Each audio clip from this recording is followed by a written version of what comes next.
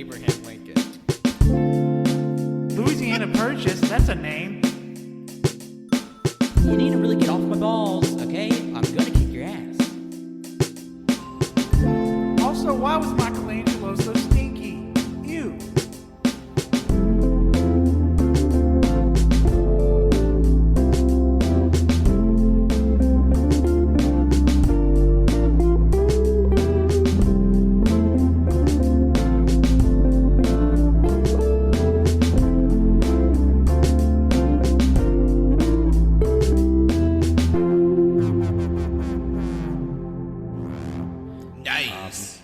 Hello, everyone. Welcome to episode 338 of the AllYouCanHear podcast. I'll be your host today, Patrick. And joining me today are my two calcified co-hosts. It's me, I'm Beelzebub, and I've got hair that's spiky and pink. And it's me, the guy who steals stuff. What is my name? Thief. And I'm an old man. Yeah, and I'm 2,500 years old, and my name's Colt, too. My name is Wenzel. My name's Patrick. And actually, it is a good bit that we're talking about Sandland. There's three main characters, and there's three of us today. Some very good happenstance on that one. Yeah, Oh, yeah. Pat, you play the mass genocide guy. Wait, hold on. Jesus. That's what he did. He didn't know. I know. We lucked out, Colt. We lucked out. Hey, he felt bad about it, okay? Yeah, That's true. He felt bad. And this is a story about redemption, Colt. Yeah, you know, there's a little thing called redemption these days. You know, it still happens from time to time. Yeah. Have you ever been to church? They talk about it a lot. Oh, yeah.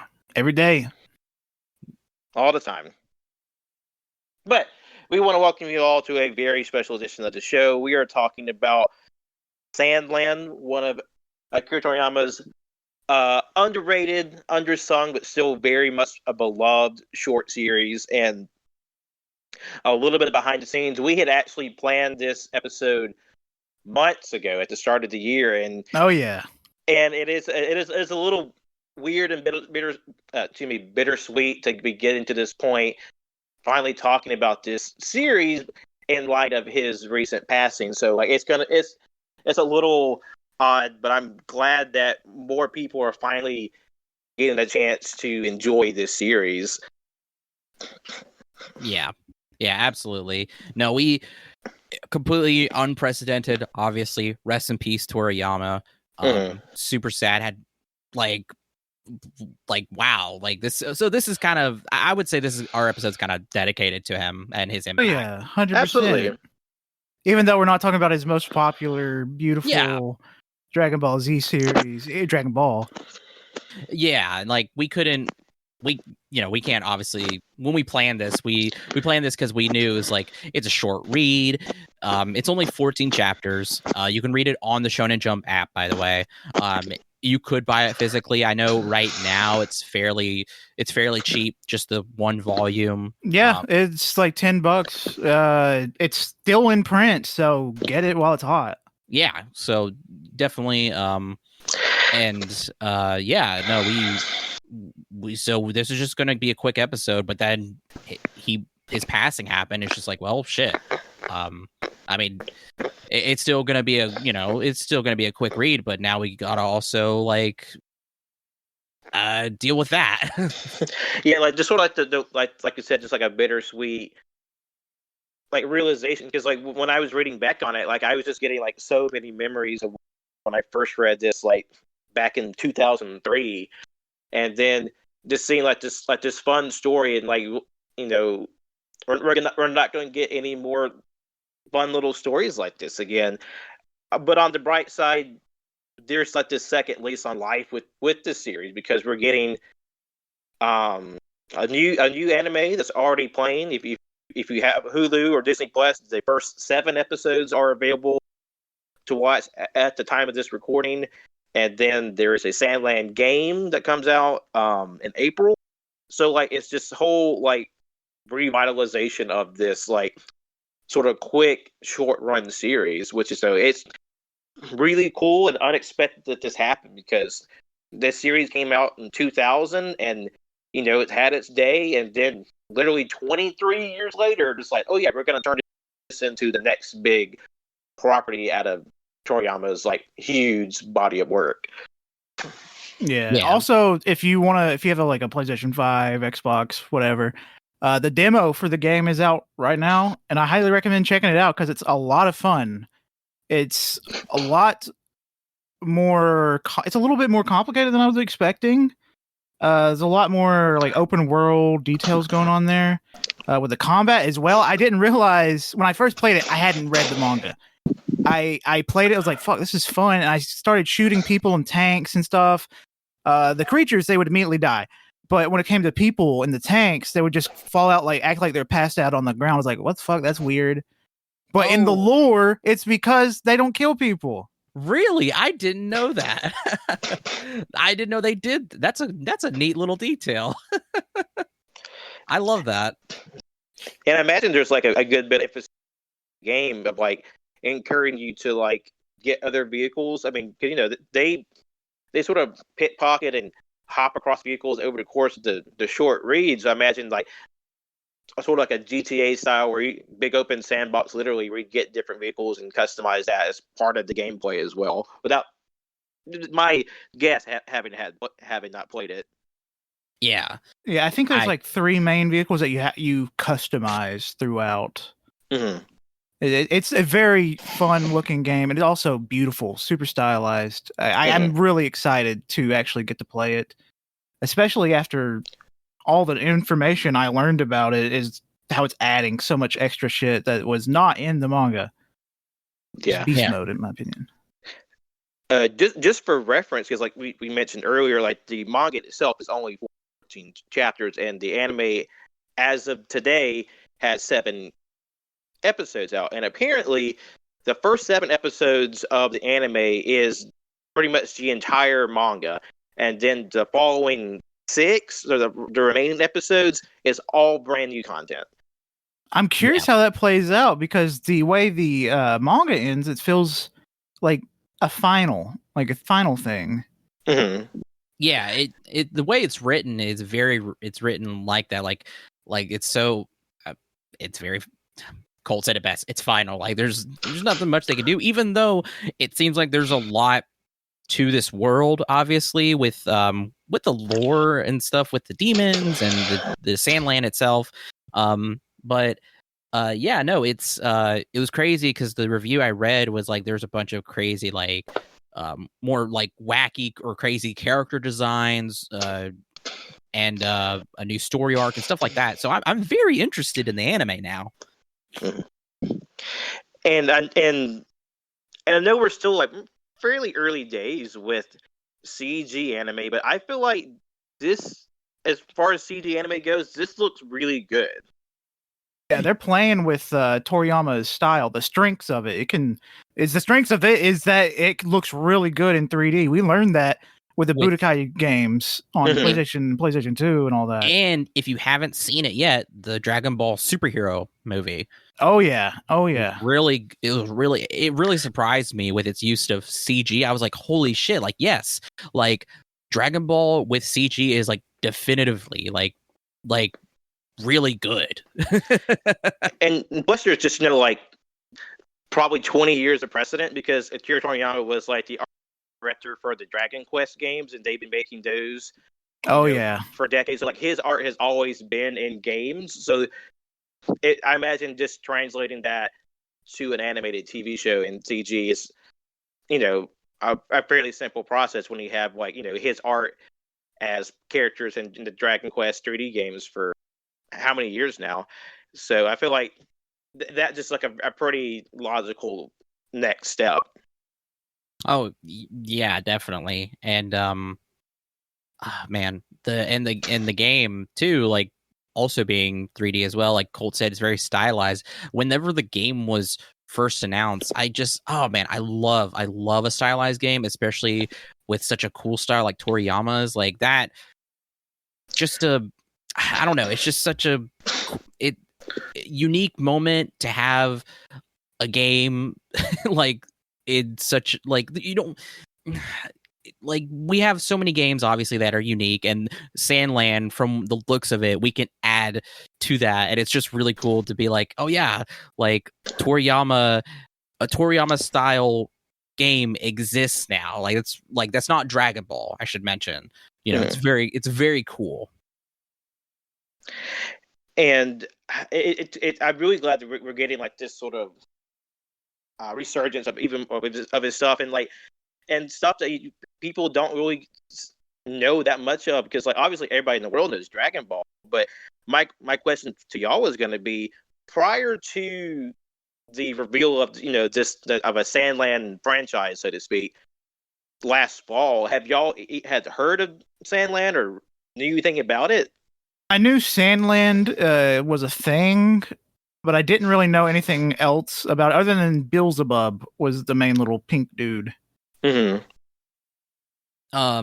As for me, I heard about Sandland probably 2 years ago, maybe, because I had heard about the anime was announced, and I didn't realize it was one of his older works. Whenever it was announced, I was like, oh shit, like a new story from Toriyama, because I think they say that in like whenever they announced it, was like there's a new story, and I was like, oh shit, like I didn't know he wrote anything new recently. And then it wasn't until later, whenever the game was announced last year, when I actually looked into Sandland, and I was like, oh shit, it's like 20 years old now. So I looking back on it now, I didn't really learn about it until fairly recently, like within the last 2-3 years, and that's there really... was one thing when Toriyama died. I was like, damn, I wonder like what else of his work I could get maybe in English. And I saw Kawa, I think that's what it's called. It's like a little vampire creature. It's like a single volume, which is extremely expensive now, but it's on the Jump app, so I want to check that out at some point. How do you spell that? I think it's COWA exclamation point. Okay. Because for me, like I said earlier, I first read Sandland in the American Shonen Jump magazine back in the early 2000s, 2003, 2004. There was a time where they were releasing the manga in magazine size and like on a monthly basis, and Sandland was one of the original series in it, and it ran in America from January 2003 to November 2003, and the single collected edition came out that December. And in Japan, it was May of 2000 to August of 2000. So this series, came out in pretty quick succession, and also for kind of an extended timeline, because Toriyama's first work was Dr. Slump, first major series. That was 1980s, 1980. Dragon Ball is 84 to 95, and then some people were like incorrect in thinking that Sandland was his first big work post Dragon Ball. That's incorrect. Kawa was his first longer series, though short, after Dragon Ball. That was 97, 98. He had another short run series called Kajika, just finished and started in 1998, and then Sandland was in 2000. Because after Dragon Ball ended, he never did a extensively long series again. It was just all short run projects, because he was always very vocal about how he was tired and didn't have the stamina to do a weekly series, even when he was doing the height of Dr. Slump and Dragon Ball. It's just I don't want to work at this pace. So from then on, he had the freedom to work on stuff at his leisure. Yeah, and you can even tell he was feeling a lot better doing Super because he didn't have to fucking draw it. Mm-hmm. He was just on the creative end of that. He had what's the fellow Toyotaro? He's the artist for the series. I think so. Yeah. Mm-hmm. he does a great job of mimicking his style and implementing his own little twist to it as well. He's got a great style. Mm-hmm. Oh yeah. I mean, didn't Toriyama say himself that he was I don't want to say heir, but like kind of heir apparent when it comes to the style or the work? I mean, I don't know. I mean, I don't know anybody that's emulated this Toriyama style to the degree that Toyotaro did, because, like, you know, as someone who's drawn for a long time, it's deceptively hard to mimic Toriyama's style. Yeah. Oh yeah. I mean, it's I mean, probably if you practiced at it like for maybe like a decade or so, you could probably do it, maybe. But no, it's tough. Anybody's style, but you know, that's the process. Mm-hmm.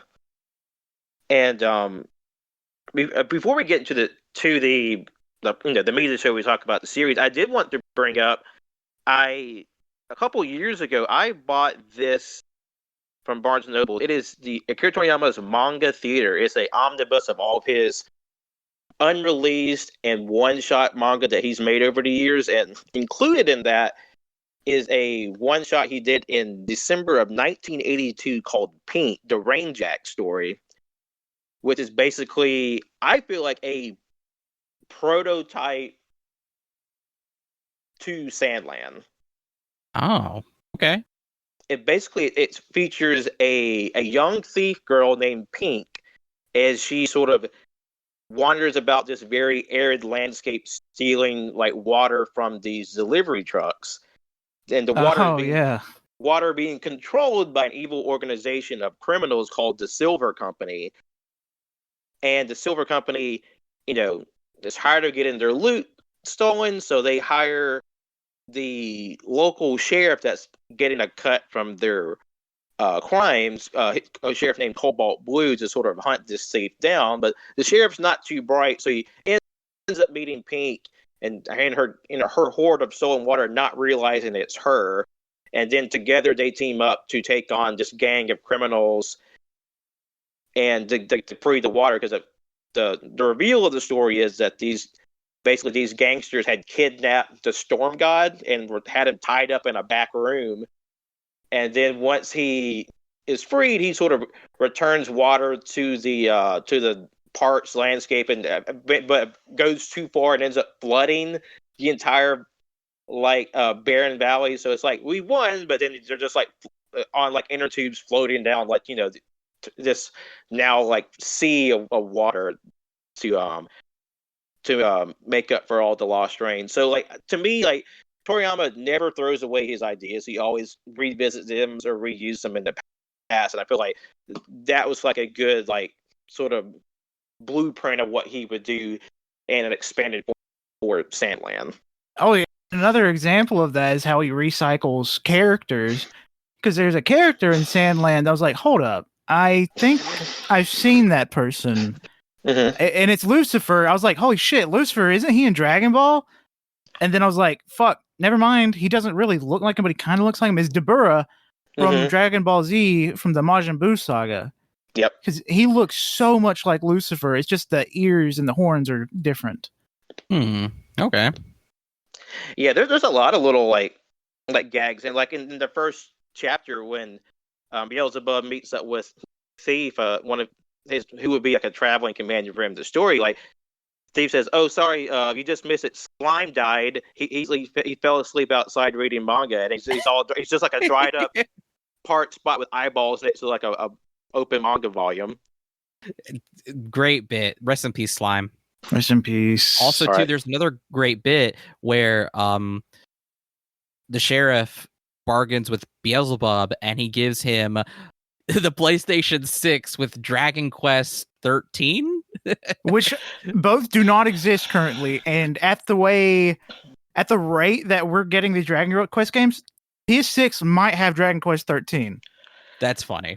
And this comic was made 20 years ago, so it's funny that we're only just now getting to this, because like I think Dragon Quest 12 was like announced, like, you know, it was like 2-3 years ago it was announced.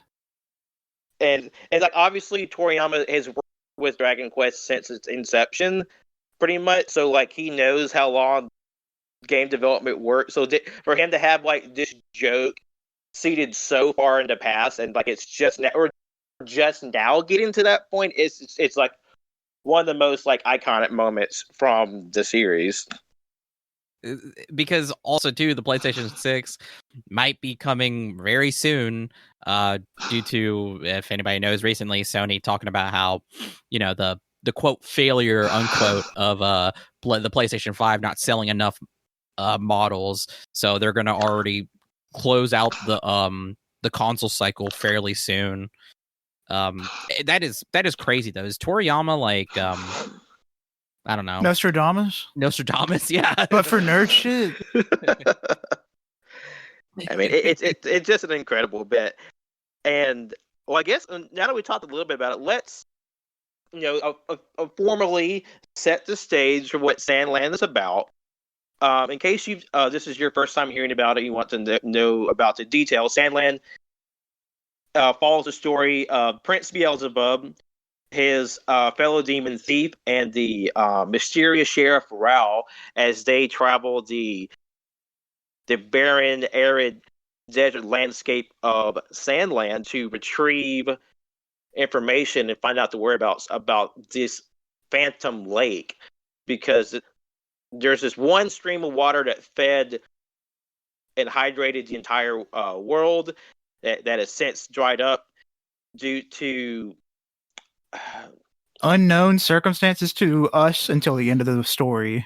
So basically, because we're not privy, but there's a lot of conjecture, like was it because of a war, was it because of demons, and there's just a lot of like misinformation and like half truths throughout the story. And basically, we over the course of this adventure, we learn about the war that sort of deadened the earth and led to the rise of this this pompous king and his like military force. And it's just a really like kind of like cute and fun story on its surface, but like Toriyama always likes to do, there's definitely like some real life themes and like drama that always manages to sneak their way in. Should also mention spoilers. Oh yeah, we're spoiling this 14 chapter story. We're doing an entire review of the thing. Yeah, we'll be covering the entirety of the manga in this episode. Now, this is just the manga. We haven't seen the new anime. We don't know what new things are being added to the series, so that will be a surprise for us too. So this is just for the manga that we'll be talking about in this episode. Sir. All right. So if we can just start with chapter 1 and let me know what y'all think. First chapter, first impressions. What do you think of the characters, and the world and the setting? I fucking love Beelzebub. That little fucker's crazy. And I wanted to see more of his little gang of demons, especially the little otter. That's like, they were robbing the little fucking water van, and they're like, fuck, use the holy water. And the little otter thing is like, your holy water doesn't work on Japanese demons, dumbass. And they just steal the water like that. I think that was very fun. Yeah, it's the Kama-Itachi? Yeah, the Kama-Itachi, the sickle. The Kama-Itachi means sickle weasel. Kama means sickle or scythe, and Itachi means weasel. Oh, yeah, okay. Yeah. Remember, we fought against it in Neo 2. Yeah, we did. It was annoying. No, I think that's a little fun bit. Also, too, in one panel, you can clearly see his little peepee in his balls. Yep. That's one thing about Toriyama. He loves drawing little peepees and balls. That's a wild sentence. Okay. Yeah, but it's funny. Like you literally, this little weasel's like chopping like through these like military grade water guns, and you see like his balls like jingle jangling as like these soldiers are like scared stiff. Yeah. No, this whole little gang of demons and stuff is really fun. I also really enjoy this design of Lucifer too. It's just so funny too. Lucifer's reading fucking Faust. I just think that's very fun. And I don't know. I love Beelzebub. I love this whole little crew we got going. Everybody seems really fun. Beelzebub, so totally relatable. just wants to play video games, but his bitch ass dad doesn't want him to. He can only play video games for an hour a day, and he can't sit too close to the screen. Damn it! And didn't his dad say, like, if you don't go through with this, you're gonna be grounded from the video games? Basically. Basically, but he and also too, Lucifer's pretty nice. He's like, go help this guy out. He's nice. He's telling the truth. It'd benefit us both, so why not? Yeah, and this will be good for you to experience the world a little more. Blah blah blah. Like, Lucifer. I love how Toriyama is like, there's all these works that talk about, oh yeah, demons are bad, demons are evil, blah blah blah. But I'm a whore for stories that that put demons in a good light, like make them fun, make them charismatic, make them, just lovable, make them not, like make them actually good and not just, demonize them. But the thing is, in Sandland, the demons, they're like, yeah, we're supposed to be bad. We like doing bad things. He's a thief. His name's Thief.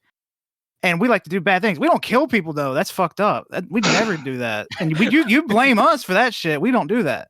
Yeah, it's really funny because they're like, that's a human thing to kill people.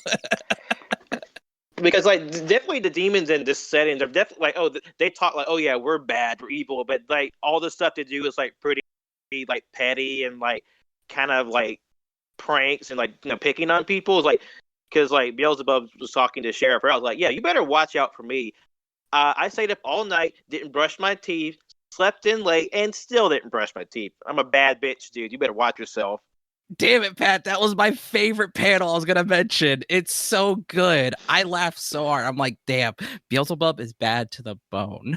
And then there's a point in the, I can't remember if it's the first chapter or what, but where Rao is like, I've killed people in war. And both the demons are like, oh, what the fuck?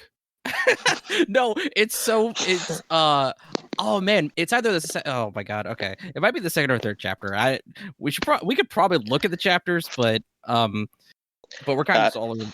I at least have my tablet opened up to the manga, so I'm kind of like swiping through as we're talking the different. Yeah, bits. I'm holding the volume in my hand right now, just looking at it. Yeah, no, I think it's the I think it's one of the first few. And just with the characters, like, I love Beelzebub. He's just like, he's the prince of all demons, and he's still very much like a kid, and he has like a big ego, but he's still like, despite his sort of affectations he puts on to be like this like dark warrior or entity, like he's still very much empathetic and caring. Like, he shares the stolen water that he and his gang ran off with like the impoverished people living nearby the demon settlement. And you have Thief, who's like this like elderly, like curmudgeonly, like demon who like, I was like, oh, I'm too old. You can't be dragging me around like this. But like, as soon as the adventure starts, like, he's very much like enjoying himself. Like when Rao is teaching the two of them how to drive their little golf cart Jeep thing across the desert. I love that too. Their antics of like, they're constantly swapping in and out to drive, and Rao just kind of like, yeah, let's just do it. Like, it's literally like having your teenage kids, like, giving them a turn on the wheel, and as soon as they get on, I guess in the case of these are demons, so they're just completely just fucking astounded by a car. They're like, literally, like, they're like, my turn. It's like, well, it's like, I just got on, wait your turn. Like literally at like little kids, like trying to get their turn at like whatever toy or game. Like, it's a really good dynamic. And Rao is just like this sort of, kind of like chill, laid back old dude. And he's just like, yeah, sure, I'll teach you how to drive. Yeah. Did the giant centipede dragon attacks? Yeah. I fucking love the way that thing looks. Absolutely. Insane details on it too. It kind of reminds me of the Namekian Shenron. Yeah. With the way the horns are on his body. Exactly. Yeah, that exactly. Yeah, no, super cool chapter. It's the longest chapter. It's like 32 pages. Yeah, that's how all the first chapters for everything is. Oh, long. yeah. Just saying. Very good. I think it is that chapter, or maybe that might be the second one where he says that he's killed people, and you just see just the ... word bubbles from Thief and Beelzebub. We're like, fuck, we're in trouble. Yeah, that happens in the second chapter. Fuck. Even though they're technically, or not technically, they're stronger than him, and they can get shot and completely recover. Like, they're like in every way like older and like, like resilient than this older man, but it's like whoa, killing people, that's fucked up. And even after the dragon attacks and they lose literally all of their supplies, they're like, hell yeah, this is going to be a great time, right? And he's just like, and Ralph's like, what'd I get myself into? It's a very funny bit.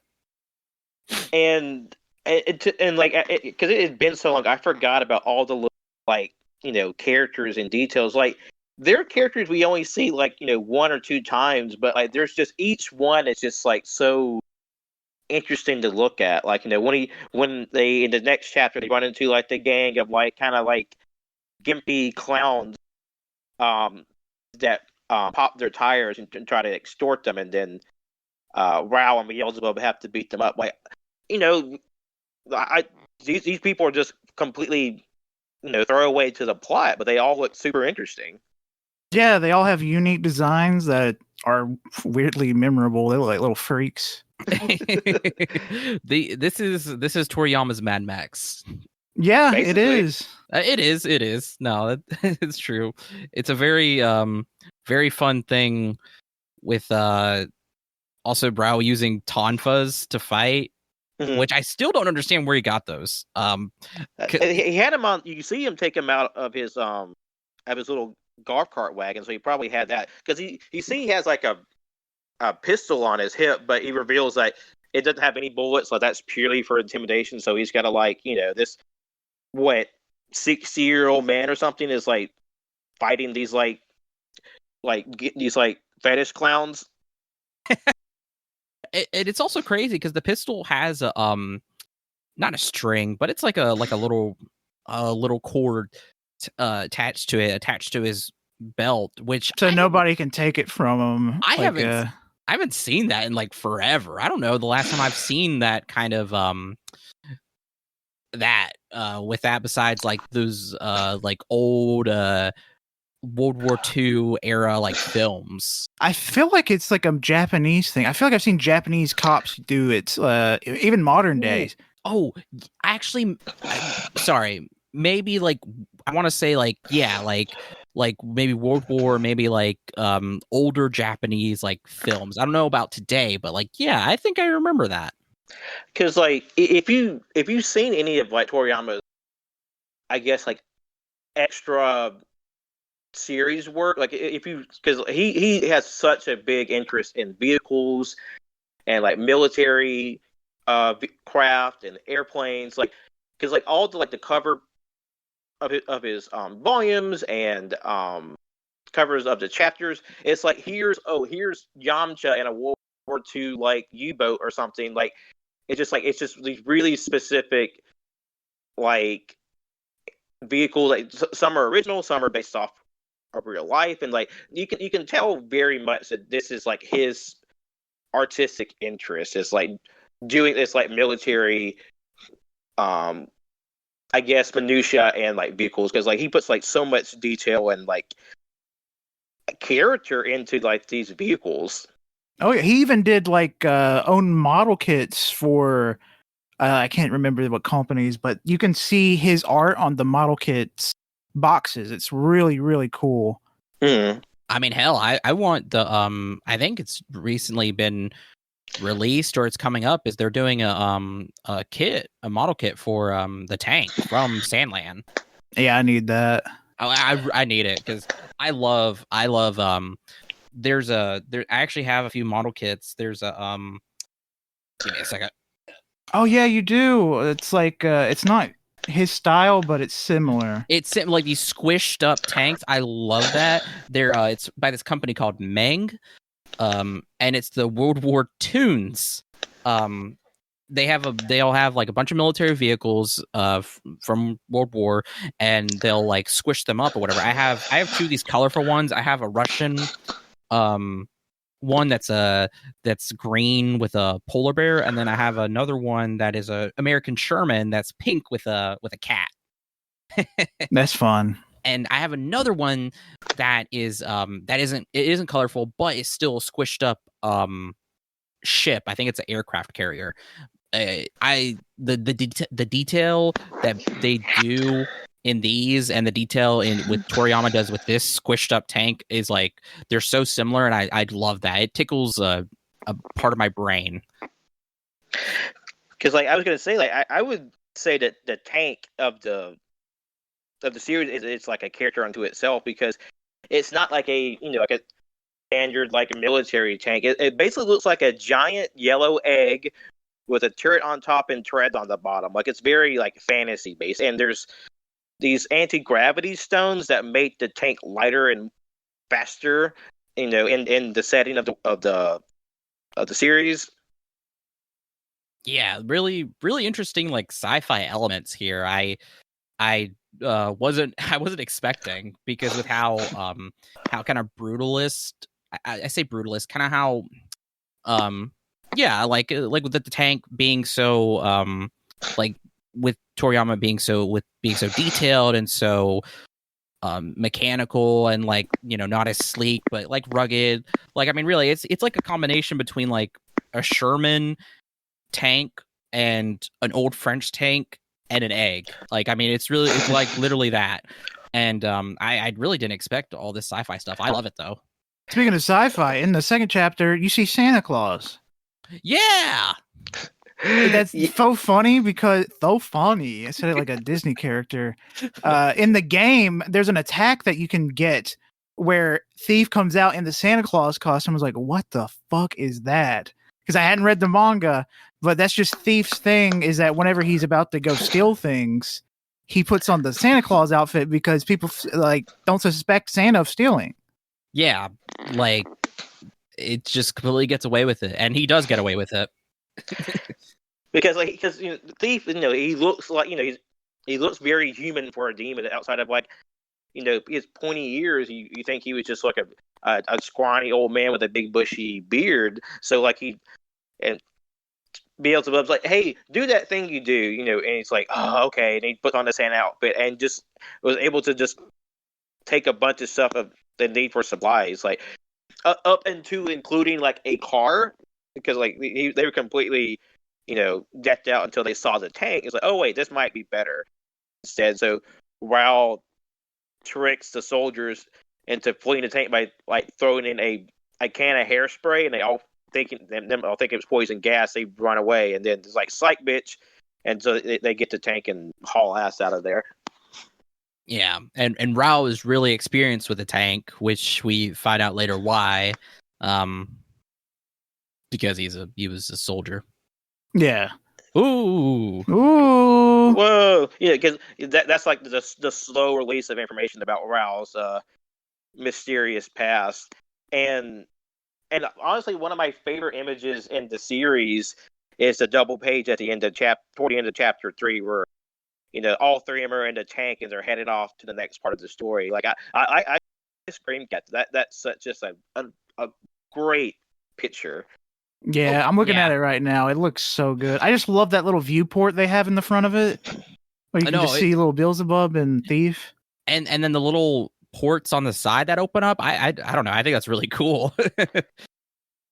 And I think that's just what's the strength of Toriyama. Like I'm not really like a vehicle person. Like I'm not into cars and I'm not really into drawing them, but just the way he makes things like that so much fun. It's like makes me want to try to draw them, because like who else do I know that can make like military vehicles and like cars and trucks look so much like real characters. Like it's an incredible skill that he had. Oh yeah. And what was it that somebody Colt, was it you that talked about with him drawing the tank before the podcast started? The beginning of the manga volume, I'm going to read this little author's note. He says, this was supposed to be a short, simple manga about an old man in a tank, which I made for my own personal enjoyment. But the tank was harder to draw than I expected, and I stubbornly insisted on drawing it all myself. so I came to regret ever getting involved with it. But the story was already plotted out to the end, so I couldn't change anything, and I went through hell drawing the whole thing. Akira Toriyama, 2000. Yeah, I remember seeing a tweet about that where somebody with the new Sandland stuff, they brought it up that Toriyama hated drawing the tank, but he locked in, so he just had to do it.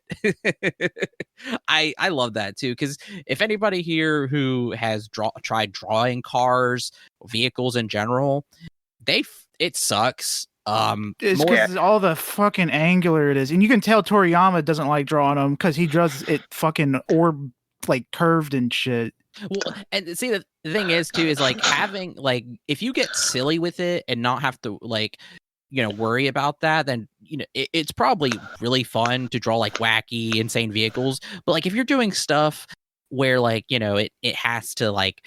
This has to work. This has to go here. Like you said, there's angles and there's measurements, and it has to follow these lines and this agreement with certain parts. It's a pain in the ass. I hate it. I hate drawing vehicles so much. It sucks. And I pretty much guarantee any artist will tell you that. There's always a project where like, oh yeah, they're super excited to do that. This is just for fun. This is them to, stretch out creatively, and then they realize that they got in over their heads and just like, fuck, I got to do this now. God damn it. Yeah. That's just like, just reading Toriyama's like author comments and the little like extras in his manga volume. You realize like he's an incredibly like skilled artist, but then like also he'll just say real shit like, fuck, I don't want to do this, like this is such a pain in the ass. And it's like that's just the dichotomy of being an artist. Like you love drawing, but you're just like, fuck, I don't want to do this. Oh my god, yeah, like fuck me. Okay, so that reminds me, if anybody's been following my Instagram or my Twitter, I've been doing the AllYouCanHear demons, drawing them, and they look really cool. There's like details and stuff, but holy shit, have there several of them? I'll be sitting there doing something, and then I'll get an idea where I'm like, oh, I could totally do this on that demon or with this demon, and then I'm like, fuck, this is so tedious and annoying, but god damn it, I have to do it. Like it's gonna look good, and if I don't do it, I cannot do it. I have to do it. I have to lock in. And, I do it and it comes out great. It's just like people really don't know how hard it is with certain aspects of being an artist. And just forging ahead, like after they steal a tank, they run into this mysterious flying craft. Another strangely egg-shaped device, and Toriyama loves his circles. He loves them because that's why the houses in Dragon Ball are dome-shaped, because he realized it's a pain in the ass to draw regular square houses in perspective. So like, fuck that, I'm gonna make them circles. It's so easy to do that. I understand, and it's just like, and. That's just the brilliance of Toriyama. He'll just think of some big brain shit, but he'll do it out of just sheer laziness. Like, fuck, I don't want to do this, so I'm just bypass it entirely and make something incredible while doing it. Oh yeah, like that. Like I said before, like the aspects. Like I mean, like you said, the dichotomy of either working hard or going around it to make things easier for yourself is like which do you do? And it just depends on what it is you're trying to go for. And I know for myself, I remember one of my art professors, when they were studying my work or when they were critiquing it, they're like, you really like to go for round shapes rather than straight lines or angles or whatever. I'm like, yeah, because it's easier. And we just both laughed because it's so much easier. It's like literally, he made a career off of smarter, not harder. I agree. In the simplest way possible. And at this point, Raul drops another lore of the world, that saying aircraft are outlawed in the kingdom that rules over the Sandland, and the last aircraft belonged to the king, and you see this giant egg-shaped craft flying over, and they're getting nervous because like, oh wait, we just stole a king's royal tank, and they're like, fuck, did they find out about us already? So this is when like they start getting into the intrigue of with this monarchy / military rule that's dominating the land, and it leads to a tank battle between the aircraft and their tank, and basically Raoul shifts into warrior mode, and he starts like driving the tank, and Thief and Beelzebub are just kind of like, oh fuck, it's loud and crazy, and then when one of the shots pierces the craft, water starts pouring out, and they realize, wait, is this not a military weapon? It's just a water transport system. Yeah, it's really weird because they drop it, and we see the actual plane itself. It has these grabbers, I guess, for water tanks, but also too, it's kind of like a saucer almost. Yeah, it's really cool, and there's just this one hole that they can drop bombs out of. And I'd love to I thought this was a really cool fight just because of like mechanically it makes sense. They were like, oh, we'll just drop a bomb on him because the tank can't point up, and it's just like, yeah, that works. Yeah, and then fucking Thief and Beelzebub say, fuck, we'll get underneath it and angle you. And that's exactly what they fucking do as they let the tank shoot directly up. Yeah. I do find ever since Fury, tank battles are pretty interesting. Like I was actually thinking of Fury, the World War II tank movie myself, because you get to see like a lot of the interiors of the Sandland tank, and just despite it being like this giant chicken egg on threads, like there's a lot inside of it, and like a lot of detail goes into showing off like all the systems and like the machinery inside of it. Like when Raoul loads the giant artillery magazine into the guns, to me it's really interesting, like being able to show all of that and not be like cluttered. Yeah. For the reader.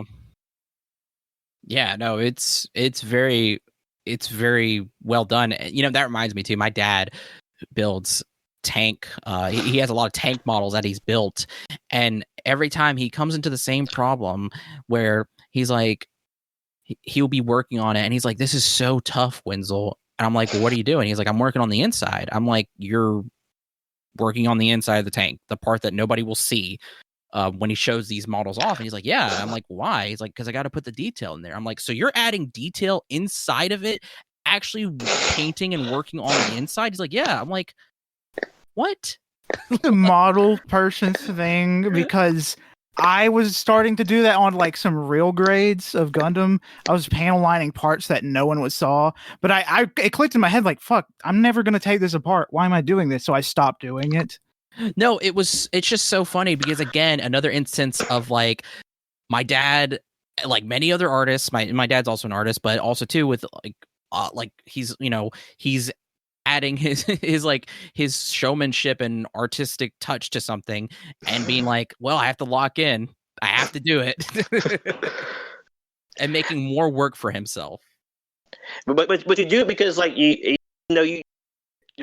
cussing and pissed off the whole time. He's like, I enjoy this, and I want to see it through, because I'm it's something that you'll be proud of yourself for doing at the end of it, even though like it's like, God, the whole time you're just like, fuck this.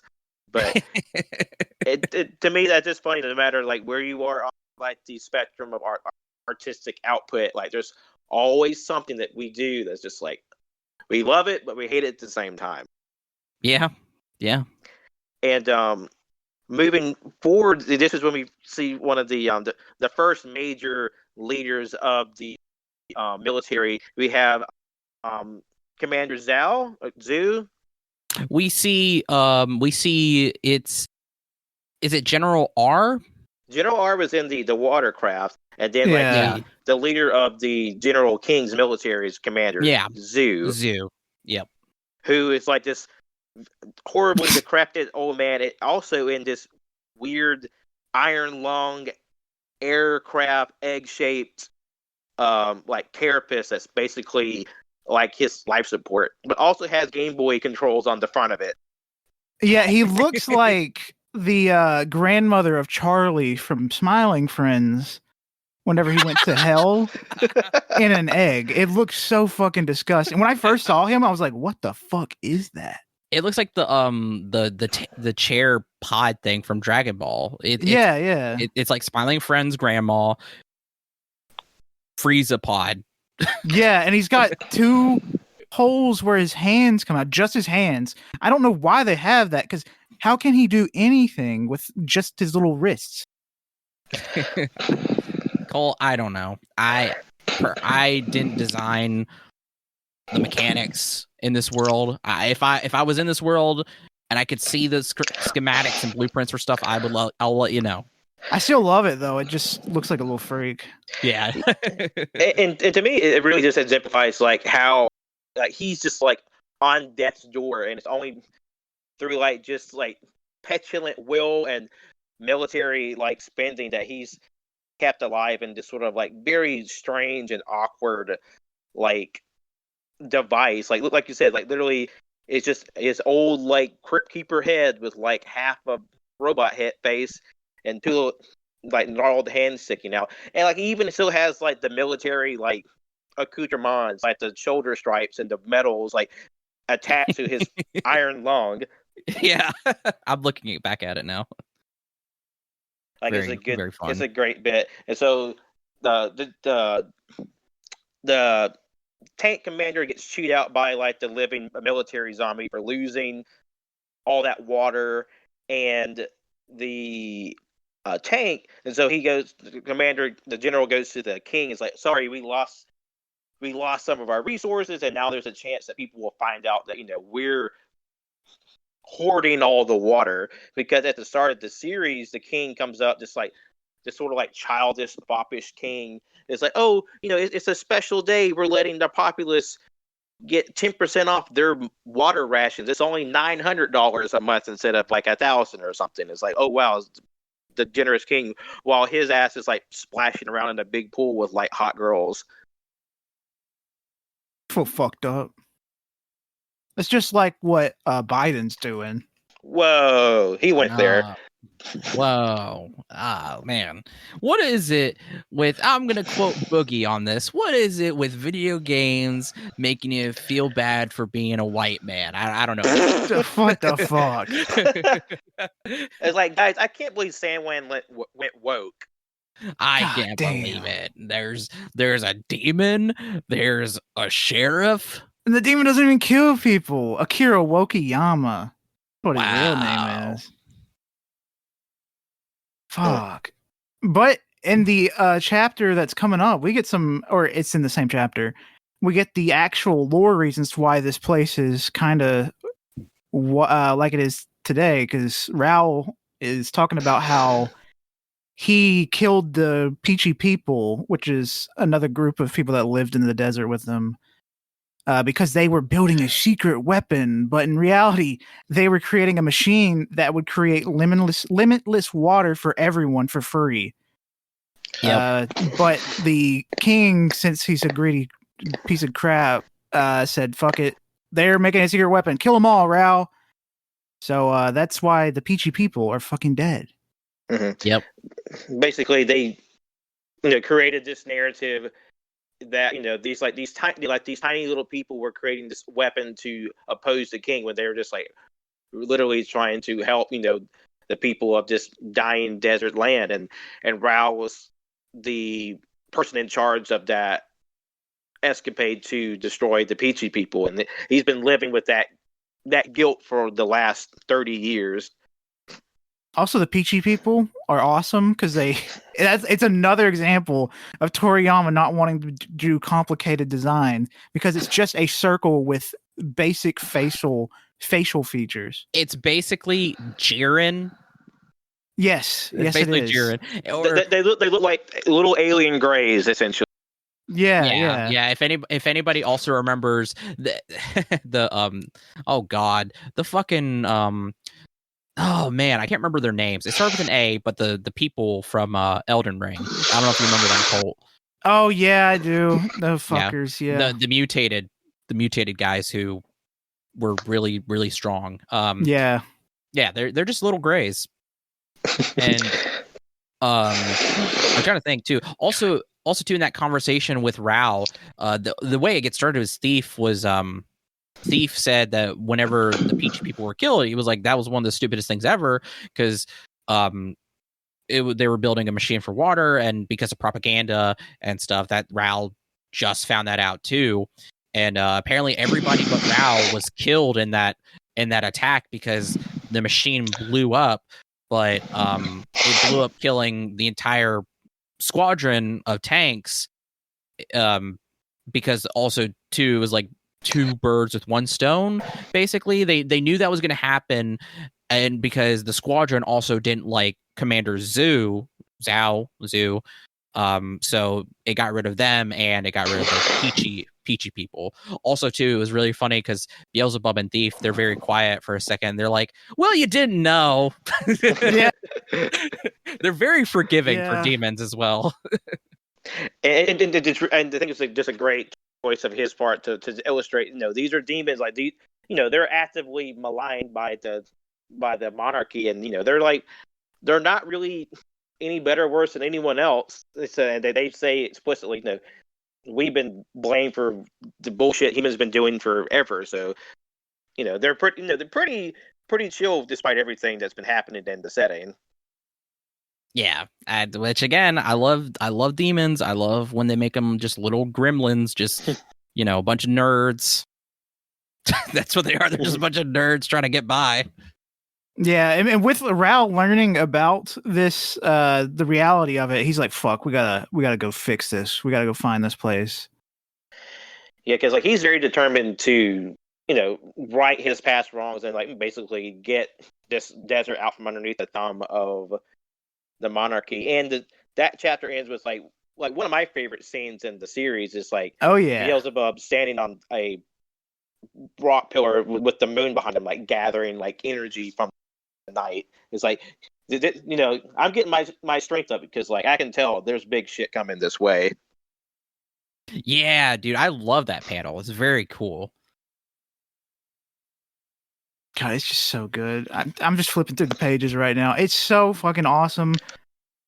Jeez. And in the starting of the next chapter, you get Rao putting his little lucky charm on the wall. Oh, yeah. And Thief is like, "Oh, you like him sexy. You're a pervert." No, they're like, "You're just a perverted old man." and the thing that gets me too about is that this woman's name, what's her name? Oh my Sexy God. Terrier. Sexy Terrier. Like what a name. Was that Toriyama trying to think of something American? What the hell was that? I have no idea, Colt. Sexy dog? That's what that is. Hey, that's my only guess because Rao has this tearaway of a magazine pinup of magnet onto the side of the tank, and they're traveling by night so sort of to get ahead on their bit, and this is when we run into another batch of antagonists, so to speak, the swimmer gang. God, these freaks, they are all freaks. Crazy. These little fucking freaks, they have a lot going on for them, and that is the fact that they're almost butt ass naked, but they're all wearing Speedos. And then one of them has such good vision. He's got binocular vision, and he can draw someone perfectly. And then they're freaks. And then the other one is able to run really fast, and he's so skinny. And also too, he doesn't really have a nose. He has two holes. Very weird. Yeah, because basically the swimmer gang is just gang of thieves and criminals. They have basically the father and his sons that make up the gang. The dad is this giant, yoked, super buff old man, big bushy mustache, and they're all wearing swimmers like speedos, and he has his two like very skinny, rail thin sons, and then you have, the other son was it made it to the end of the chapter. He's this giant, like 10 feet tall, big blubby guy with a fucking elephant gun. So yeah, he's the human tank. It's so cool. I thought that was so sick. Coming out with that, Jesus. And just the irony of like these characters being called the swimmers, and a land with no water, but apparently the old man he remembers what it's like to swim in water. So like he's basing his family's gimmick off of this concept that people have grown up never knowing like enough water to like bathe in. Honestly, now like swimming, who's ever heard of that? Yeah, it's kind of I don't know. It's kind of a, I guess, just a sweet memory, Mm-hmm. and to me, like really, it expands like this world. That there are people who remember what it was like before the troubles. So you have like someone who's, I would say, probably comparable to Rao in age, but they remember what it was like before the king and his army took over. Also, too, should mention we find out. I'm not sure where we find it out, but we find out that Rao was actually married to Sexy Terrier. Yeah, he was the his... little swimmers give a sketch of Rao to the media. They found out he was the lost legendary General Sheba, and that he was married to Sexy Terrier, but Sexy Terrier died in the explosion since their house was so close to the Peachy village, or the Peachy place. Yeah, their village was so close, and the explosion was just so massive that it killed the entire village. It killed the whole squadron. That's why everybody thought Sheba, now Rao, died, because it just killed everything. And it's kind of sad too, because Thief was like getting a big ass boner for Sexy Terrier, and then he's like, oh, like why did you say anything? I didn't. You let me get a boner in front of you to your wife, and you didn't tell me it was your wife. And then he's like, well, why do you have a magazine clipping? Why not have a picture? And it's like everything was destroyed. And it's like, like, damn. It's like literally the only thing left he has of his wife is from like a pinup magazine. It's like it just to have like a funny bit at the end, at the beginning, and then just like a tragic reel of it at the end. It's like, to me, that's just like a really simple but effective like storytelling choice. Absolutely, yeah. And leading into the next one, we have, which is like one of my favorite parts of the series, is like the tank battle portion of the story, where we had the return of the General R, and he has a squadron of 4 tanks, and they're all going up against Rao and Beelzebub and Thief. And at this point, Rao is kind of like piped into the headquarters of the monarchy, and he's threatening to blow the lid off of everything if they stay in his way. And like even the deranged old man cyborg is like, he cannot let Rao live, because there's too much hanging on like this facade that they made. Oh yeah, no, it's a really cool sequence here. Because Rao gets his little message out on the air, because he's like, fucking General Zoo, you're the only one I'll never forgive. And there's a panel of Zoo looking like he's shitting inside that pod, like he just like heard the worst news possible. Yeah, that's exactly it. So yeah, we have a fun little section here of Rao showing his capability. Mm-hmm. Yeah, even though he's like 60 something, he can still pilot that little shit. And like we show how effective he was in in combat, just as an old man. Like he's still as sharp as ever when it comes to like the military game. And so not only is Rao having to fight against the king's military, but also the swimmer gang is still in the picture too, because like Guppy, the big blubby son, is like shooting off his elephant gun the whole time they're fighting too, because like the swimmers, they have their own agenda while all this is happening as well. Yep, they're You trying can to see set them up. the effort of Rao going up to the. There's a break in the fight, and Rao goes up to the warriors since he blew up their tank treads, and he's like, "You guys okay, right? We're all good, right?" And all the men are like saluting him like shit. I didn't know you were chill like that.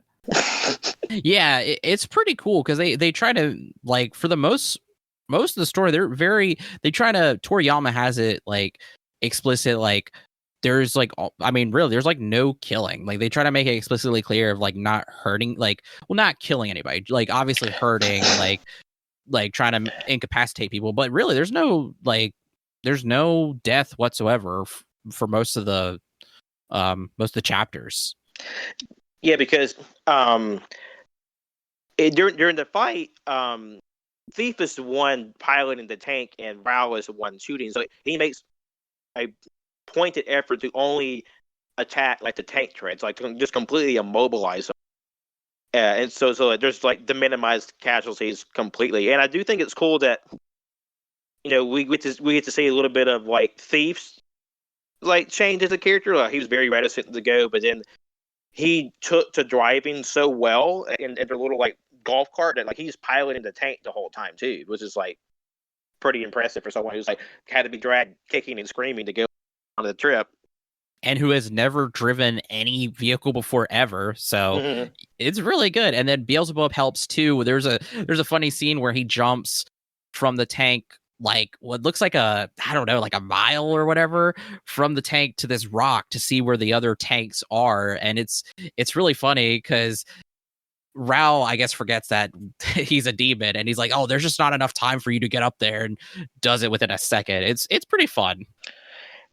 And then like Beelzebub is like telepathically speaking to Rao. It's like, okay, this is where the tanks are.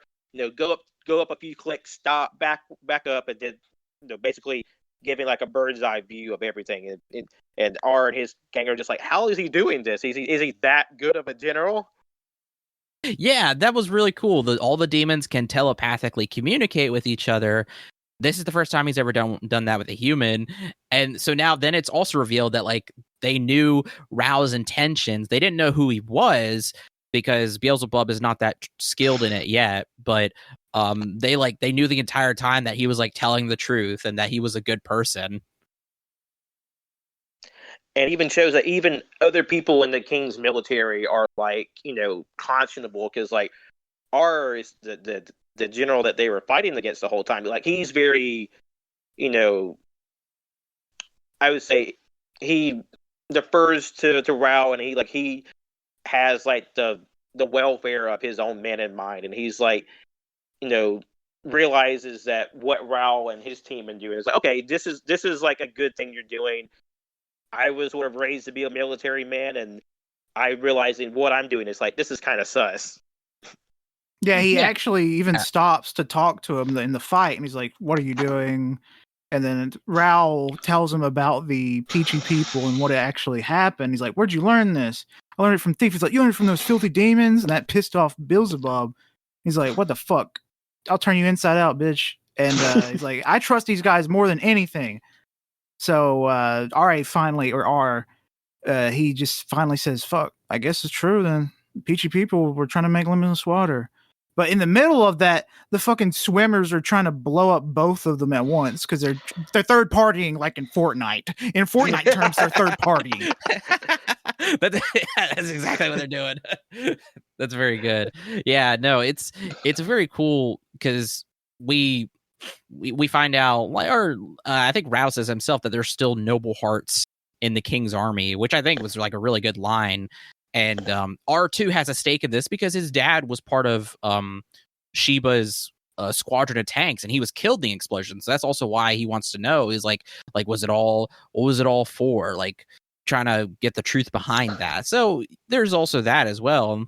And then Beelzebub goes beast mode on this fucking sniper. The swimmers and beats the crap out of them. It's so funny because like while they're like concluded the tank battle, like the swimmers they're trying to get the bounty on Ralph that was put on him by the king's military, and while they're talking they shoot a gun, and Beelzebub picks up, he just hauls a boulder right into the shots line, and he realizes like, oh shit, there's bad guys up there.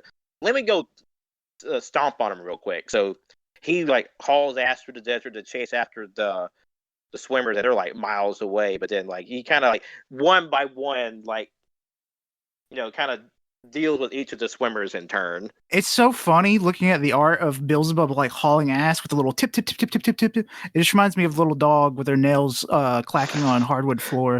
And there's a guy that's traveling 100 miles an hour, and the dog is catching up with them.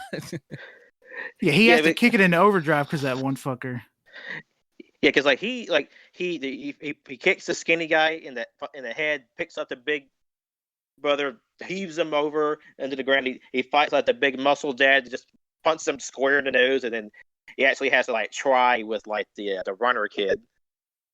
Yeah, and all he does is he punches him in the back of the head, and there's a panel where he's like, like holding his head and like crying. It's nothing crazy of like, oh, he puts so much power. It's like literally he slaps these guys around. And he's like, don't do that again. And like, and the show's like even like the bad guys, they're in the grand scheme of things pretty benign. Like I would say the only real like true villain that's like unrepentant and like their ways is Commander Zoo. And the king, of course. And even the king is like unaware of some of the larger like machinations of the commander, because like when Rao was on the radio talking about like what happened with the Peachy people and like the conspiracy around their destruction, the king was like, "Wait, that happened? Is that real?" Yeah, we find out that like Commander Zhao is definitely more of the king than the king himself. Like the king is just a figurehead. Now that, I mean, obviously that doesn't, the king is still a fucking pussy, but yeah. Yeah, and he's still selling the precious water for so much money, and he knows about the fucking water source being like it is. Yeah. But basically the king is like this big spoiled fat baby that the military has propped up to continue their like hold on this land, because the king inherited from his dad, who was like in charge of everything when the destruction happened, and then they're only just like propping him up to continue like their rule. And after this, like Beelzebub gets like lost in the desert during a sandstorm after he whoops on the swimmers, and when he finally comes to the other side, he makes a huge discovery at the end of the desert. Oh yeah, and it's a huge discovery for the readers as well. There's a crazy creature in it. Yeah, whenever I saw this panel, I was like screaming. I was like, "Oh!" because he finds the Phantom Lake. He finds what they've been searching for, and it's like this lush paradise in the middle of the desert, an oasis, and there's a bunch of animals. And what do we have here in the corner? Oh my god! It is those famous lads, those all around scrumptious little creatures. We got some capybara. Yeah, we got some capybara, and in the back, I guess you could say there's Nessie as well. Nessie, but the capybara though, the capybara is more important. It looks like a mama and two babies. Yeah, that's one thing about Toriyama is he loves to draw like super unique, original animals and creatures, but he just put a capybara in this. Yeah, because really the only animals from the real world are like a turtle, a capybara, and a monkey. Oh, and a bird. And because if you look around the panel with the reveal of this Phantom Lake, there's like literally this horned lizard on a tree. There's like these like bipedal like dinosaurs in the back. There's like literally like Loch Ness monsters in the lake. And meanwhile there's also just like regular capybara and turtles and birds and stuff at the same time. And because like honestly the wildlife of the series is like the first hint into something's going on in the setting, because Raoul mentioned to Beelzebub that he saw like a bird that exclusively feeds near water flying in the air. And it's like, well, if these birds are here in the desert, there must be water nearby for where they live to live. And that's the first clue that there's something still feeding water to the environment, and I think that's like a cool like thorough line even into that. Oh yeah, it's very cool. And then the next chapter we get a continuation where Beelzebub brings Rao and Thief to him through telepathy where they're at, and then they're here and they see that bird, so it confirms it, and then Beelzebub senses that there's a presence and goes to find out who it is, and he sees a small encampment of the Peachy people. They all didn't die. Yay! And they all look little freaky, little aliens. Yeah, they're just a bunch of little aliens. They have a dog. Bow. A great little dog too, by the way. Yeah, just a little guy. God, so no, sorry, go ahead.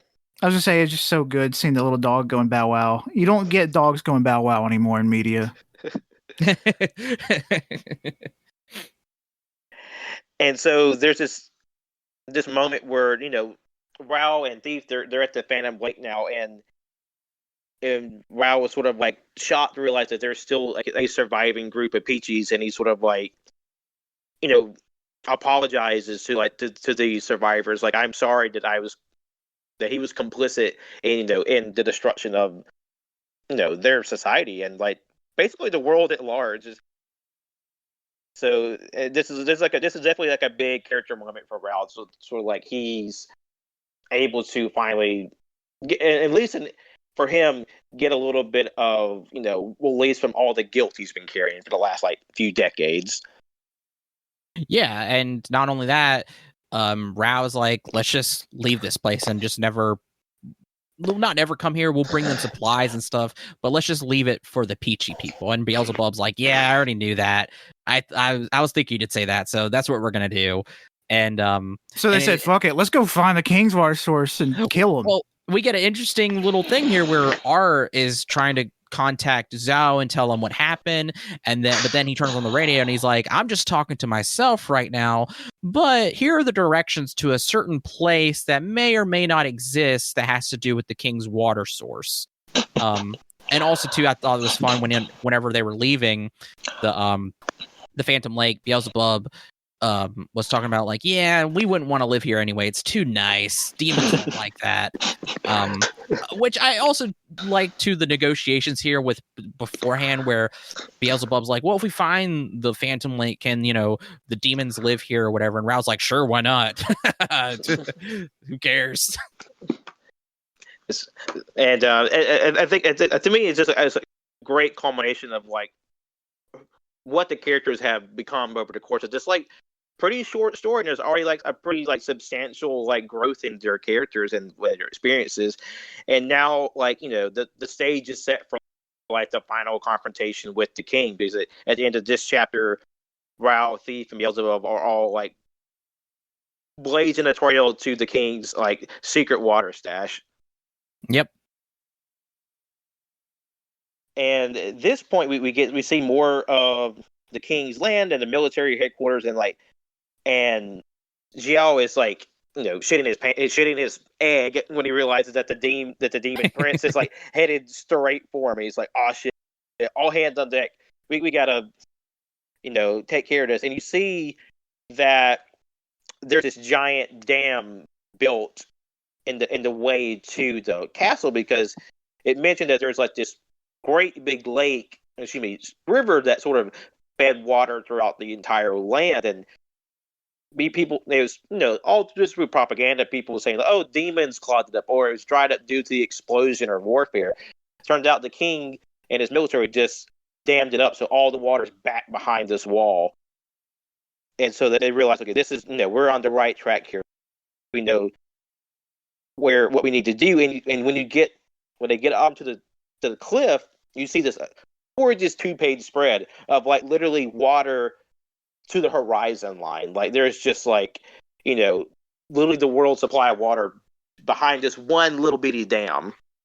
Yeah, and that's why planes are outlawed and ships are outlawed, because if there was planes, then people would fly over and could see that the world is much larger than Sandland.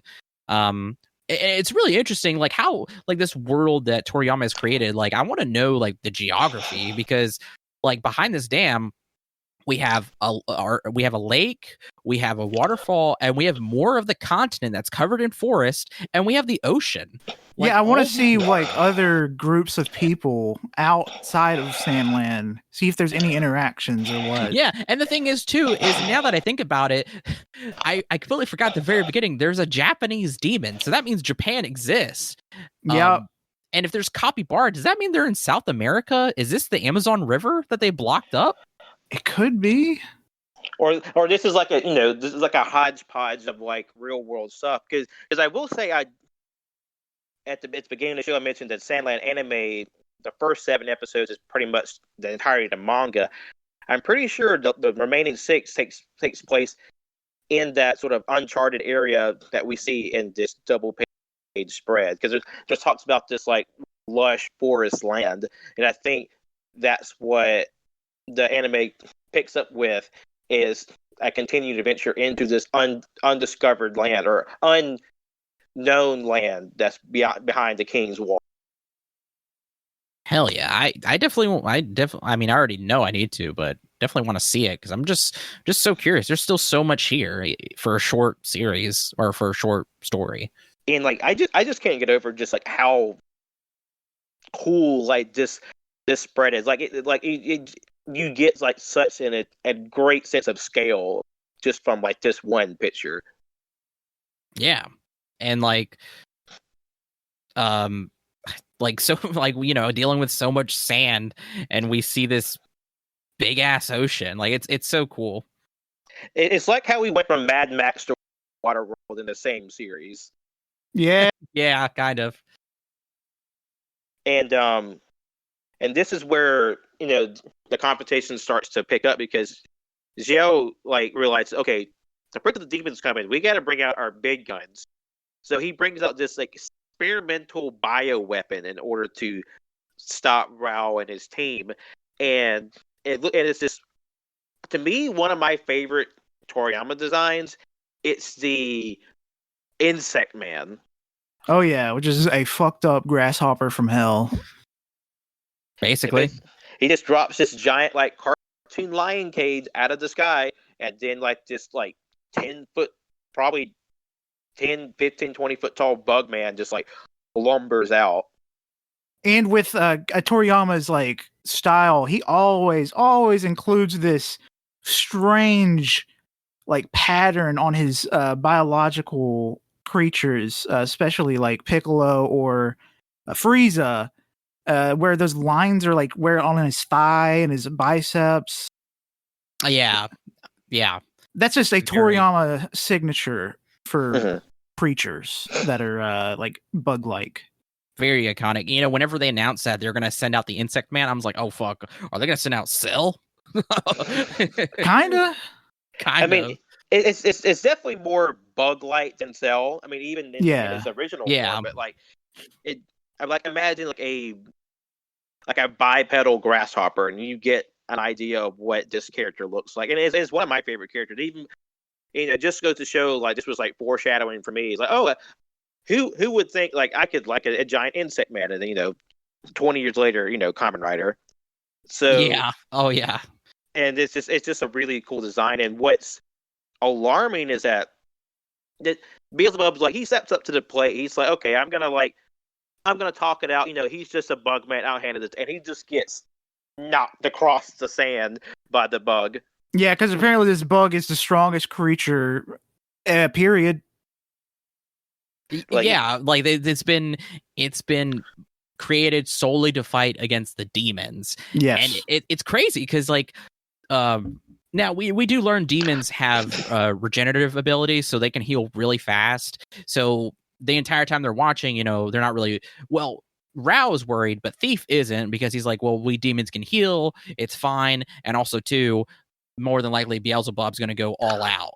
And we see Beelzebub get stabbed through the chest. It's kind of a crazy picture because it's basically like we see like this little demon kid get stabbed. It's so weird. Yeah, it's like when we saw, I think it was Mario get stabbed by Sephiroth.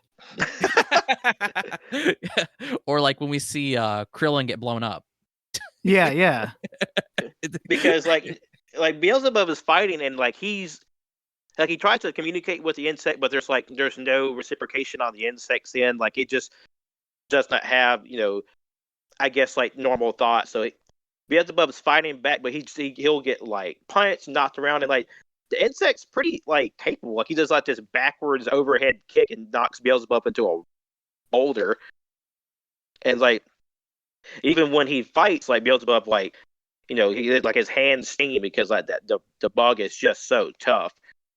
And then at that point, Rao and Thief run back to the tank and they start like unloading on the bug with the tank. And even that's not enough to keep it down for long. Yeah, Rao's like, shit, we really got to do something. We got to get Beelzebub out of there. But Thief's like, maybe we should probably not. And then Beelzebub pulls you won't like me when I'm angry. and Thief's like, we gotta get out of here. Yeah, we gotta go. And then like Beelzebub, he's fighting mad now. Like he's all healed up and he's like, eyes glowing, veined out, like he's ready to get capital S serious. I'm curious if I feel like he has a color change. I imagine he turns fully red when he's angry. That's my guess. Yeah, because they say his color is pink, and they even say he's like a red demon, but it's very much pink. Even on the cover, that's pink. Yeah, but I imagine he turns red. I'm very curious about that too. Yeah, and he also loses like something in his face. It reminds me of when Goku goes Super Saiyan 3, where he loses his eyebrows. But he doesn't have eyebrows to begin with. It's weird. It's like he lost his goggles that he wears too, so that changes it. So you just see his full face, but like his brow becomes like definitely more pronounced and furrowed when he's like in serious mode. And like literally, there's like throwbacks to Dragon Ball Z. Like he's just sort of standing there like radiating power, like the sand is like being blown away by just like the strength that he's giving off. Yeah, and he defeats the Insect Man by basically doing a loud scream. Which makes me very curious about what they're going to do for the game for that. I'm curious if he has like a super speed or like a super Saiyan mode, basically. Yeah, I'm very curious about that too. But he doesn't entirely kill Insect Man. The Insect Man's still alive, but he's able to basically incapacitate him. But the way they kind of get one up on Beelzebub is there's a bomb put into the Insect Man, so Zoe, being the bitch that he is, blows him up. And like even after like fighting and being almost killed by the insect, like Beelzebub still tries to be like, is there anything in you that can listen to me? We don't have to fight, we don't have to do this. And then that's taken away from the bug, from Zhao's like little button. And at this point, Rao's about had it, so he's like shooting at Zhu with the tank, and he's like zipping and trying to dodge. It's like, oh yeah, well I got a bomb too. I'm gonna blow everybody up. And he's like, fuck, my biggest weakness. He's hovering directly above me. Which, I mean, fair enough. Like, the tank can't point up. And And right when he's about to drop it, somebody comes in clutch. It's General R. He gets the tank that they have with the heavy gun and blasts right through Commander Zhu. It's kind of crazy, in my opinion. Also, another thing on Zhu that I really like that I just noticed because I'm looking at it, he's got a rear view mirror on that motherfucker. It's on the opposite side of the metal. Oh, yeah. Yeah, I after all this time, I've never noticed that. But yeah, he has like a little, like protruding piece on his shoulder pad that you can like see behind him, because like he's literally controlling his hover egg with like a giant like Game Boy controls on his chest plate. And then what's crazy that you see like Zoo's like dead body like fall out of the sky, but there's like literally like blood and like liquids squirting out of the bullet hole as he hits the ground and it explodes. It's just like what a deranged like life form he made himself just out of sheer ill will. It's also one of those rare moments where Toriyama actually gets pretty brutal with someone dying. Yeah, he kills him, and it's like, I mean, it's a really brutal way, like getting shot by a tank. Like, damn, couldn't be me. And like, he deserved it because, like, there's like a lot of questionable people, of course, that's the story, but he's like, without exemption, like the worst person in the story, and he gets every bit of his comeuppance at the end. Oh yeah. Also, too, every time I see their names, I want to say Zeus and I want to say Ares because it's very clearly like that's what their names are based off of. Oh yeah, I keep wanting to say Ra because I've seen it before. See, I want to go into Ares, but then I stop at Ra, but then I just want to say R.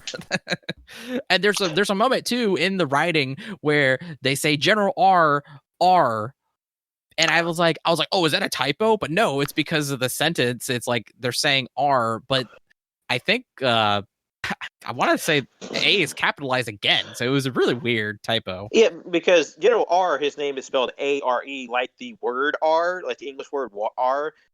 So it gets a little confusing reading it sometimes, but that makes sense if General R is based off Ares and General Z is based off Zeus, because Toriyama, is known for using puns in his work. I mean, literally all the sayings are named after vegetables. Yeah. Yeah, that's just him. What? No. So at this point, the insects man's taken care of, General Z is taken care of, and now like the tank is poised at the dam that's keeping all the world's water behind it. So this is the final chapter of the story of the manga, and it opens with the tanks trying to bust a hole in the dam, and like nothing they're doing is strong enough to pierce it. Like even like all the remaining armaments is not enough to puncture the dam until the swimmer gang shows up. The swimmers, yeah. Sorry. They use their elephant gun to blast through the remaining bit of the wall, and like it's just a flood of water finally pours out through the park's land. And it's a great 2-page spread. It's just seeing all that stolen water like return to the setting. It also makes you wonder, what the fuck? Where did the swimmers get this kind of weaponry? Well, it's interesting because the gun that they use to shoot, it looks like basically they took out the heavy gun off of a heavy tank and formed it into a makeshift revolver, like a makeshift gun that a human big enough could use. Yeah, and it doesn't have a stock on it either. It reminds me of a gun from Borderlands, the elephant gun from Borderlands. Yeah, because you can tell that the guppy, the big fella holding it, like the back end is like all taped up where it could be like a makeshift brace or like this, commandeered gun probably, because like these people are kind of picking off what's left of the military and what they could scavenge, so that would make sense. Yeah, no, and it has a stock. It's just makeshift. It's pretty cool. Yeah, I see it now. I thought that was something on the back of the little freak. Fair. And it's just like another thing I'm reminded about this series. I just love like these very, like lived in, like you don't get all the details, but you get enough to infer that it's very like hand to mouth, and like it's just like little series like this, and like sort of just the piecemeal nature of the setting that I just really like those types of stories. Like Mad Max, basically everything's sort of like cobbled together from just what's left over. Yeah, no, same, and I love that too. Like, I ate that shit up, and then I love that too. Whenever with like, design and like films or whatever, they kind of just they take like everyday items, piece them together to make like sci-fi. The biggest one is Star Wars, obviously, with how they take all that stuff and make like basically kind of like kit bashing to make new things. I just think that's a really cool, like that's an art in itself of like kind of like ready-mades, I mean, they did it to make the movie, making the lightsabers out of like camera parts. Yeah, I just think that's a have a big fascination with that as well. I think it's really cool.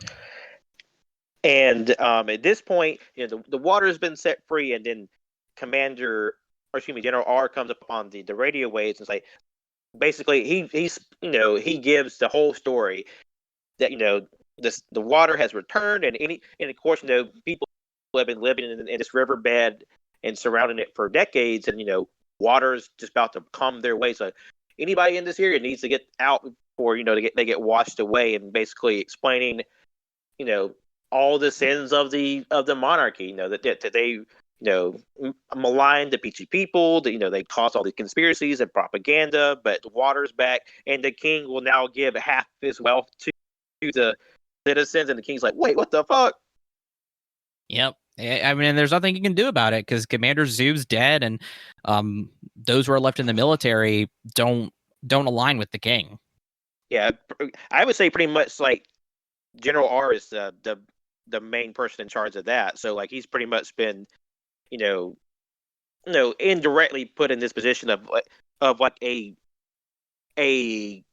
empathetic, leader in this sort of like the new world now. Basically, the king's done, and now we have people who are in charge and want to do better in his place. Yeah, no, it's a really cool take, too, because he has also all of the military power. Mm-hmm. And just backing up a bit, I was surprised by this grand big military that's controlling this land. They really don't have a lot of resources for being this like grand dominant power. But when people have even less, even the people who do have something, just a little bit of an edge over people who have nothing is a big impact. So like I think they said they only had like 5 or 6 tanks in the whole regime. Yeah, it's like a real Sandland is the North Korea of this universe. Well, that's one way.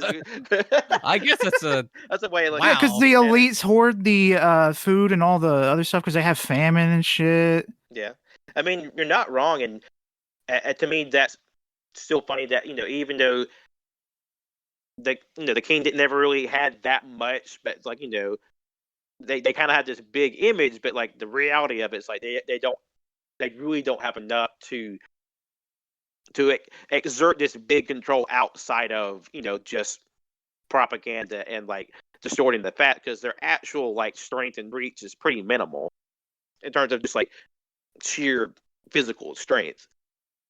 Yeah. And at this point, it's a pretty happy resolution. They go back to the demon village some days later, and the water's returned. People are sort of getting their supplies, and Raoul's like, "Hey, that was a pretty crazy journey. Thank you for your help, but could I convince you to go on another adventure with me, just because the world's open to us again?"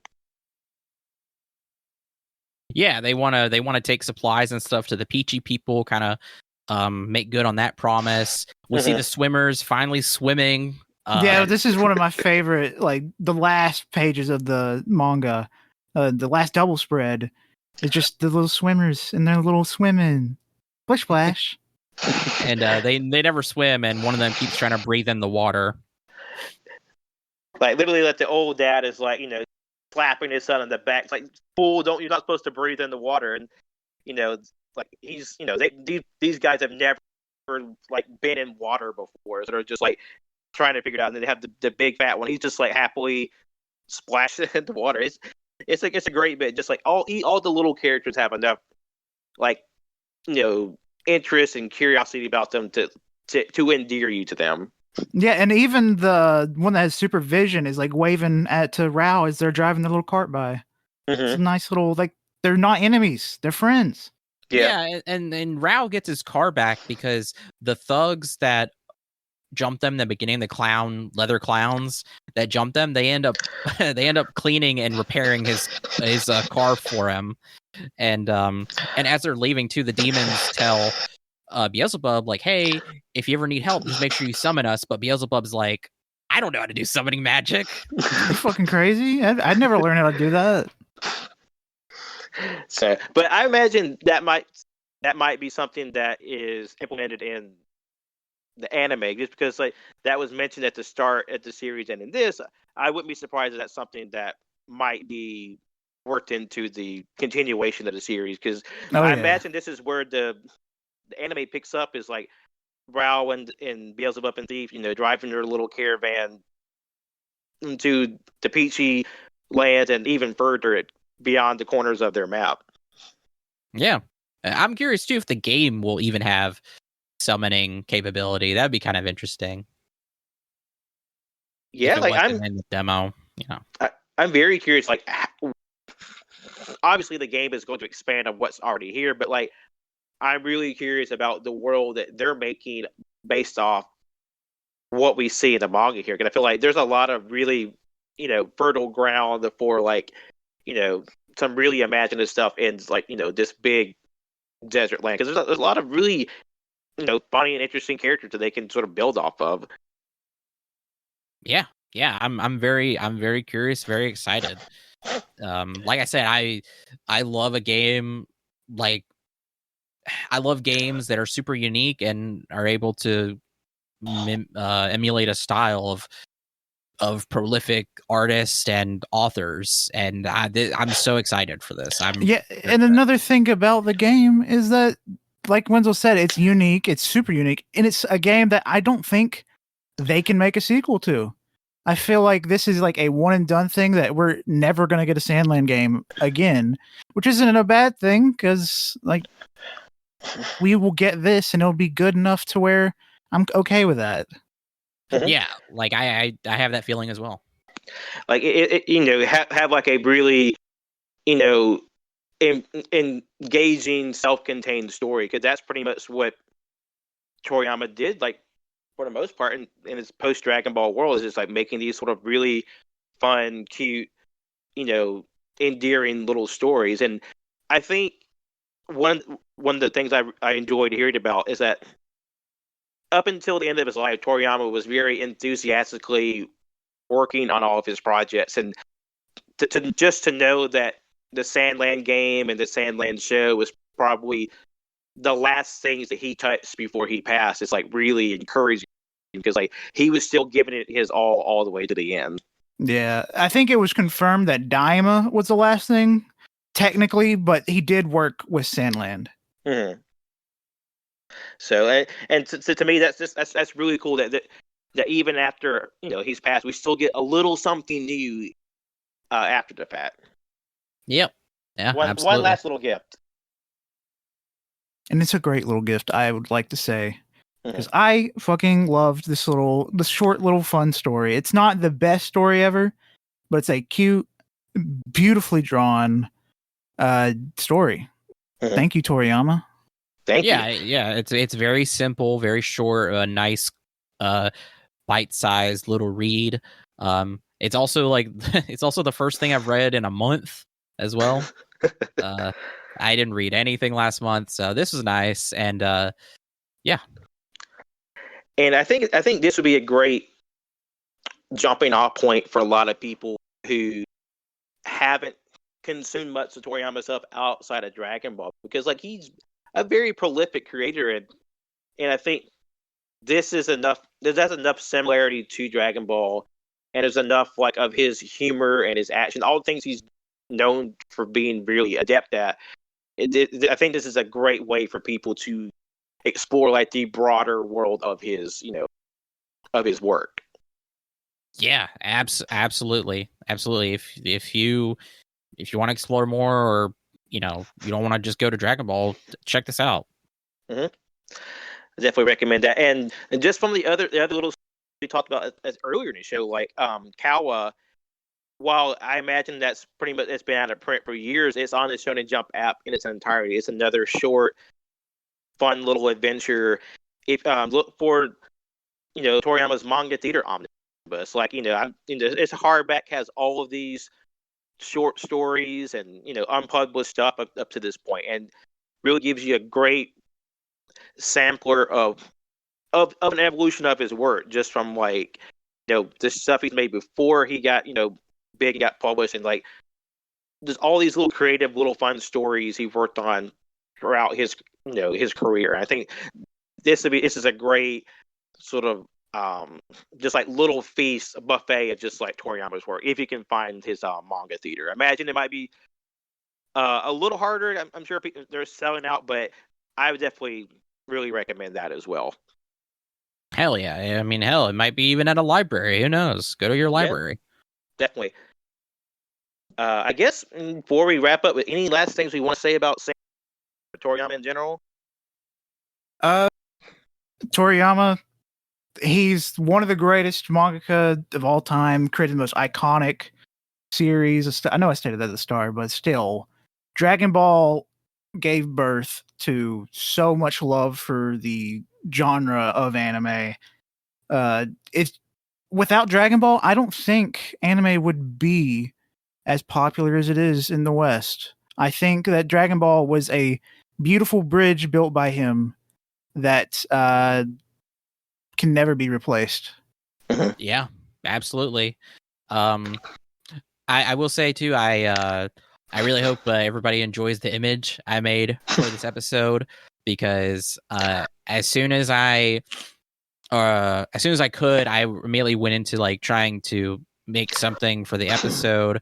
I didn't want to go, into like I wanted to go something more kind of like, if you notice, it's kind of like realism based, but I wanted to go something like, I wanted to feel kind of tender, kind of like a homage to Toriyama, and I didn't want to just kind of just put straight up Beelzebub as he is on there. I wanted to go like with more of my painterly kind of quality, technique and qualities, and make it kind of like just warm and kind of tender again, like I said. And I hope everybody enjoys it. And you did a great job on the episode pictures. So I think it's a very appropriate, I guess, memorial and sort of, appreciation of his vast body of work. Thank you. Yeah, like I said, it was funny because like when I was doing it, I was like, man, I made Beelzebub look kind of so like because he looks so kiddish obviously in Toriyama's style and in the manga, and with this I made him look, like I said, I went more of a realism route because kind of JoJo'd him, made him like a buff. I imagine you can't see his body, but I imagine he's got a buff body. No, like I'm trying to explain, because like it's definitely not my usual style, and that's because, like I said, I wanted to get more painterly with it, kind of blend my impressionistic kind of style with how I do it, but also a little bit of realism. And I wanted it, and the only way I could have this tender feel to it was kind of with that as well. And with his eye, it's just a simple, one little white streak that I used, and I wanted to make it look like he's kind of like opening his eye, but at the same time closing it, and kind of like taking in the air, and something like that. That's what I was kind of going for with that, and I hope that comes across. I think it does, and it looks great. Thank you, little Beelzebub. Thank you. But thank you for our Demon Prince. Thank you, Demon Prince. Thank you, Lucifer, for giving birth to him. Yeah. All right. I guess we're ready for plugs. I'm ready for plugging. All right. I want to. Sorry. Do you want to do the? I'm gonna do it. Gonna do it, Pat. Thank you for listening. You can listen to all the All You Can Hear podcasts on SoundCloud, Spotify, Apple Podcasts, Overcast, everywhere where our RSS feed connects. You can find us. Give us a rating, review, a like, give us 5 stars, give us feedback. It really helps us out. We're very interested in what you have to say. You can follow us on Twitter at AYCH Podcast. Go follow the Backlog Boys Pod. Go follow Cage and Greatness. Go follow the instruction booklet. Go check out all the shows. They're all very good. Go follow us on Blue Sky, aychpodcast.bsky.social. Follow us on Instagram, AYCH Podcast. Follow us on twitch.tv/AllYouCanHear. Follow us on YouTube, where all our VODs for Twitch are on there, AllYouCanHear. And lastly, you can follow me, Wenzel, on Twitter at WenzelWilkie, and follow my art Instagram, Threads, and Blue Sky as World of Wenzy. Follow my Bookstagram, Wenzel Banters, and my Linktree has links for everything. Thank you. Colt, follow me on Twitter at ColtD00 and Blue Sky at ColtD99. Let's go drive monster trucks. Monster truck. And this is Patrick. I thank you for letting me be on again and get back into the swing of things. You can follow me on Twitter, Instagram, and Letterboxd at John Lost His Name. Hell yeah. Thank you again, Pat, for being on with us. It's been a while since you've been on. Yeah, I mean, I always, love to get a chance to come back on. My schedule's a little bit different just with this new part of my life going on, but any chance I get, I'll be happy to join the lads for some good banter, like always. Hell yeah. Well, we'll see you next week. Thank you again. Bye-bye. Goodbye.